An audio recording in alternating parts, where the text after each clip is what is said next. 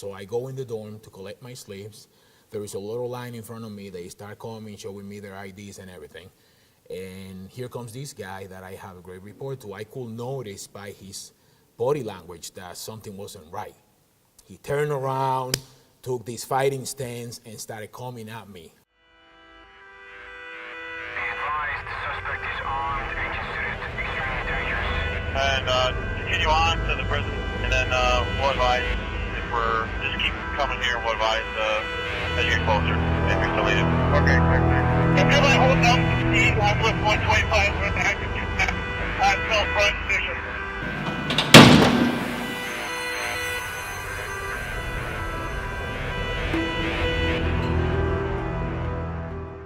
We are the ones doing office hours for the inmates, which means every time they have a little issue regarding their money, or there is something going on with their phones, or they need to go see anyone from management, they have to come to us, and we help them as much as we can.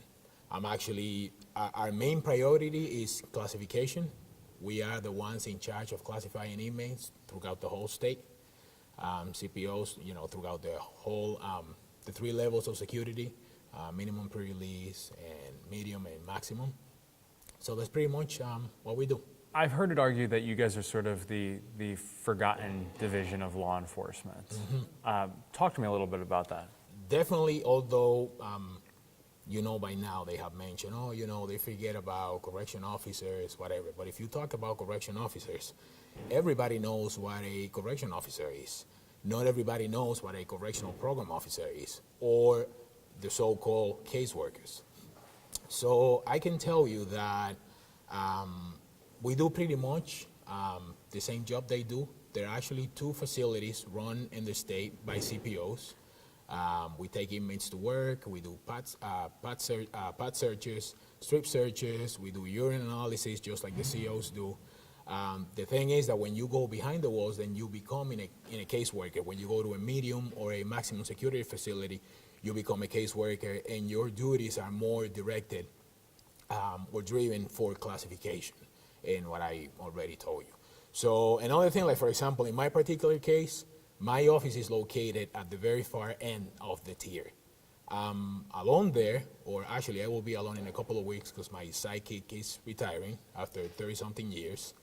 And I have probably between, maybe 50, 60 inmates between me and the officers. So if something like ever happens in my office, they'll get there, but it's going to take them some time because there are tons of inmates in the middle. We face the same issues that COs face.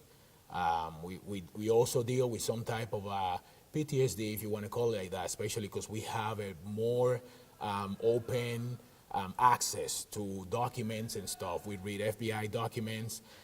We interpret parole board decisions. We read that also too. And you get to read the OVs or official versions, and they definitely take a toll on you. You get to really know what the inmates are in for. COs usually don't get to find out. We do because we are the caseworkers, and it's very difficult and challenging at times for you to treat another human being at a professional level when you know what he's serving time for. So if you happen to see, like something that comes to my mind now, where I work, I want to say at least 50% of the population where I work are all sex offenders. So these people, they are pedophiles, and they're attracted to little kids and teenage kids, boys and girls, and they will do nasty things to children. And you go and you read the OV, and then this guy comes to you and asks you to do something. You have to be able to put that to the side and remain professional and do what you got to do, because at the end of the day, the inmate was already sentenced. He's already punished by serving his time. But even like that, sometimes it's really hard to make sure you do your job the right way. And you still have to do it because that's what you get paid to do. How do you do it? How do you mentally shut off that knowledge and just go about things as if they were, just an individual? I guess you kind of get used to it somehow. I can personally say I have always been pretty good at keeping myself out of the prison after I joined the agency. I want to say probably 3 or 4 years after I did that. I remember sometimes it's difficult. It takes some time for you to realize that this is the job you do. This is not who you are.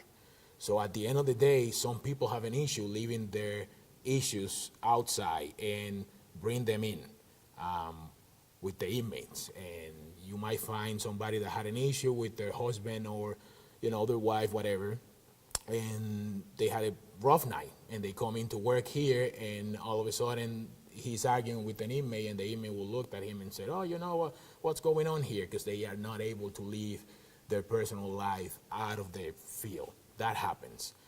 It's very common. I want to say after you've been in probably between 5, 6 years in, you kind of get a grip on what you are really doing. For me, I joined the agency, and I didn't even know how it happened. I wasn't looking for this. But I've been around for almost a decade, and I enjoy it. I'm not going to say I don't like it, because if I say that, I'm going to be lying. I don't have a passion for the job, but I enjoy it. I do what I do. It has great benefits. You got job security. And the best part out of all this is that you get to work with real good people. We all have each other's back. We know it doesn't matter the color of the uniform. We should be working as a team, and we do. So if there's a rec officer in trouble, if there's a CPO in trouble, if there's a CO in trouble, and you see what's going on, and this officer is getting, beaten by an inmate or something, you just cannot just walk away.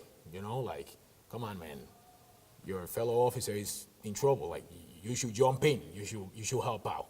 So we might look different when it comes to the uniform and stuff like that. Our unions are different too, but we are definitely a big family. Any message that you hope that people take home from watching these? I just wish that people were a little more understanding of the type of job that we do. Whether people tells you that they don't change or they do, I want to tell you personally, this job will change you. You will not be the same person 10 years after you join the agency. You won't even be the same person within a year in, because there will be some things that back in the day you wouldn't pay attention to, and now you do. Like you got kids. You don't pretty much trust anybody, like legit. Reading all those OVs and seeing how these guys, what they can do to people. We are put away in the middle of nowhere as officers, dealing with what nobody else wants to deal with. They grab all the wars of society, they put them in prison, and then it's our job to make sure they stay there, they serve their sentence, they get some programming, they follow the rules, we hold them accountable. So I think people need to keep in mind the fact that this is just not an easy job. Right. It's not for everybody. Sometimes people will come to the job for the money they pay you, but then when they are 6 months in, a year in, they realize this is just not for me, and they quit. It takes a special individual to do this type of job. Awesome. Anything you want to add that I might have missed? No, not really. Just I enjoy working here. As I already mentioned, that COs are great. We get along very well. So, at the end of the day, we only have each other's back. Classification is what drives the whole department, depending on how inmates are housed, and we make sure we do that properly, following procedure and doing the right thing. Are there any, I'm sure you've had many experiences over the years here. Are there any in particular that stand out in your mind? Well, there was something that happened, I want to say probably 5 years ago or so. At the place where I used to work, CPOs had to go in and collect phone slips. Within the procedure of collecting the phone slips, you have to make sure you check the inmate by the inmate's ID. So they will hand you a phone slip, and they will also hand you the inmate ID, so you can, double check and make that this guy is not trying to play games on another inmate, stuff like that. So what was a little, I don't want to say surprising, but you kind of don't see that happening. Usually if you have a good rapport with an inmate, the inmate has a little more respect for you. And I actually had a pretty good rapport with this guy. So who knows what was going through his mind. And he probably was having a bad day. Obviously, you just don't know. You just go in as you do every day. And I happened to go in a dorm where there were at least 80 or 70, 80 inmates. So I go in the dorm to collect my slips. There is a little line in front of me. They start coming, showing me their IDs and everything. And here comes this guy that I have a great report to. I could notice by his body language that something wasn't right. But still, rules are the rules. They should be following the rules. So he handed me a phone slip. I took it from him, and he just walked away. And I called him, and I said, hey, I need to check your ID. He said, oh, you already know me. And I said, no, I still have to check it, so just show me your ID. He didn't take that very well. He turned around, took this fighting stance, and started coming at me. I'm just reminding you there were 70, 80 inmates there. So I think one of the qualities that any person working for corrections needs to build is try to look confident even when you are not. And the minute I look at this guy and I realized what was about to happen, I was like, this is just not good. And he kept on walking, and I kept on saying to the guy, hey man, relax, it's really not a big deal, I just gotta check your ID. So the inmate wasn't buying what I was telling him, and I looked at him and I said, you know what, man, we're not gonna have an issue over this. And I just walked out. So obviously the inmate wasn't too happy about it. He just started using profanity like crazy.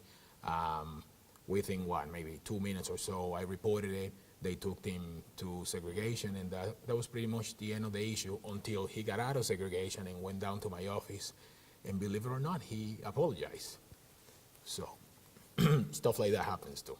But, it's sort of that fear, that not knowing what's going to happen, Yeah, you or never how that know. situation's going to play out. I mean, that could have played out a million different ways. Yes, absolutely. You just never know. You go there one day, you hope and pray that you come out on your own, and you make sure you try to keep yourself as safe as you can. Always relying on other people, and sometimes just relying on yourself. You got to do what you got to do to remain alive. You got family, you got people on the outside waiting for you. You got hobbies, you do other stuff. This is why I said before, corrections is not who you are, it's what you do for a living. Don't let corrections change who you are when it comes to just thinking and breathing and talking and sharing what you do. I personally try to not talk about work after I'm out. So I go out, I do what I got to do. People usually ask, hey, how's work doing? I just say, it's okay. Some people know, some people don't. I usually don't share what I do for work. But at the end of the day, you just got to make it work for you and for your family.